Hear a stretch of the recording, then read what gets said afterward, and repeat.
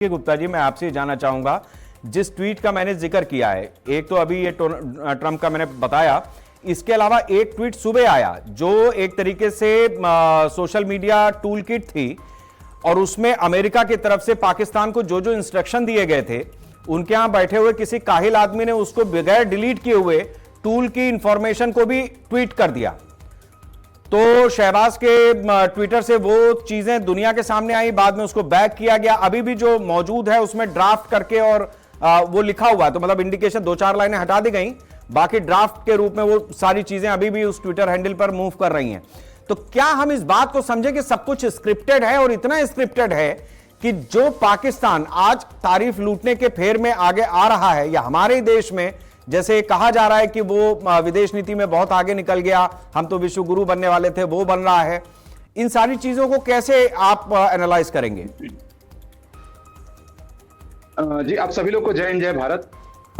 शेखर जी, एक चीज बहुत कंफर्म है, अगर आप जापान में जाएंगे, अगर भारत का सामान कोई अगर 1000 रुपया सस्ता मिल रहा है, 1000 रुपया सस्ता मिल रहा है, सेम क्वालिटी सेम मॉडल, तो ये मान के चलिए कि भारत का सामान वो नहीं खरीदेंगे, वो जापान का सामान खरीद लेंगे। इतनी तगड़ी राष्ट्रीयता है। ये मैं नहीं कह रहा हूं, एक कॉन्फ्रेंस भारत के उद्योग मंत्री बोले थे। कोरिया में अगर आप जाएंगे, सामान अगर है, तो इस तरह से वो देश जो हमारे एक डिस्ट्रिक्ट के बराबर हैं और आज दुनिया की चौथी पांचवी बड़ी शक्ति है, चाहे इकोनॉमिकल शक्ति है। तो होता क्या है कि मैं तो बहुत छोटा हूं, लेकिन जो 400, 500, 1000 वर्षों का इतिहास पढ़ा हूं, थर्ड वर्ल्ड कंट्रीज में वो जो पहले कभी उपनिवेशवाद के शिकार थे, अब तो चलो हम लोग डेवलपिंग हो रहे हैं, उसमें क्या होता है कि अपने को नीचा दिखाने की होड़ सी मची रहती है, और इसका फायदा वेस्टर्न पावर से लेके चंगेज खां और अफगानी सबने एंजॉय किया भारत में। और आज भी यही चीज होता है कि सत्य से हम साई करते। तो एक कहावत है कि पॉलिटिशियन सब जानता है कि जीतना कैसे है चुनाव को, और राष्ट्र के लिए सबसे अच्छा क्या है, भले ही वो मेरा वोट जो है मुझे मिले ना मिले, लेकिन वैसा करके वो जीत पाएगा क्या, इसकी निपुणता समय नहीं होती। यही मैं बात करना चाहता हूं कि जो मोदी जिस समय चुनाव का मसला ईरान का मसला चल रहा था, 2-3 दिन बाद युद्ध शुरू हो गया, उस समय भारत से जाके इजराइल से संबंध बनाते हैं 2017 के बाद। तो भारत के एक पहले प्रधानमंत्री हैं जो भारत की डेमोग्राफिक संरचना से हट के कि कितने परसेंट सिख हैं, कितने परसेंट हिंदू हैं, कितने परसेंट मुसलमान हैं, वो हमारी भारत की जनता नहीं डिसाइड करेगी, मतलब जनता का परसेंटेज नहीं डिसाइड करेगा, ये डिसाइड करेगा कि भारत का सामरिक जो है सुरक्षा कैसे होगी, भारत का जो आर्थिक सुरक्षा कैसे होगी, कौन भारत पर खड़ा होता है, कौन मेरे लिए हितकारी हो सकता है, उसके बेस पे जाके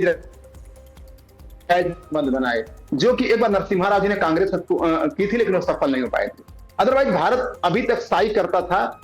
जो भी वोट बैंक देख के जैसा भी करके। तो यहां पे एक चीज है कि भारत जैसे बात है, और भारत को मौका गंवा दिया। अरे भाई, मीडिएटर अगर मैं अपने गांव के अंदर हूं, अगर मैं अपने गांव में हूं, अगर मान लो किसी अच्छे पोस्ट पे हूं या अच्छे ओहदे पे हूं या आर्थिक रूप से अच्छा हूं, तो मैं तो तभी करूंगा ना जब मुझे कोई दो पक्षों में से एक पक्ष बोले कि भाई पंचायत करा दो। मैं कह रहा हूं कि बिना किसी के इनविटेशन के हम क्यों जाए मध्यस्थता करने, जबकि हमारा पक्ष इसमें इतना स्ट्रांग था कि सारे देश कंसोर्टियम बना रहे थे, 38 देशों ने कंसोर्टियम पे साइन किया, अब भारत के विदेश सचिव इस पे साइन नहीं किए, जबकि भारत के विदेश सचिव 60 देशों की मीटिंग में जो इंग्लैंड के द्वारा बुलाई गई जिसमें उपस्थित थे, जब उसमें एक शब्द डाला गया कि हम किसी भी तरह से स्टेट ऑफ हॉर्मुज खुलवाएंगे, तो भारत उस पर साइन नहीं किया। किसी तरह का मतलब क्या होता है, भारत ने बोला कि मैं खुद एक ईरान से लगातार बात करें, हमारा ईरान एक पक्ष। और भारत की इतनी अच्छी डिप्लोमेसी है कि जहां पे एक मैसेज देने की कोशिश की गई कि भारत जो है ईरान के अगेंस्ट जाके इजराइल से बात कर लिया या उनसे मिला, उसके बावजूद भी भारत ही एक ऐसा देश था जिसको मित्र देश बोला गया ईरान के द्वारा। अब इससे बढ़िया विदेश नीति क्या हो सकती है? और उसके बाद चाइना के अभी भी 60 से 70 जहाज वहां फंसे हुए हैं, लेकिन भारत के जहाज केवल 16 बचे हुए हैं। ठीक है।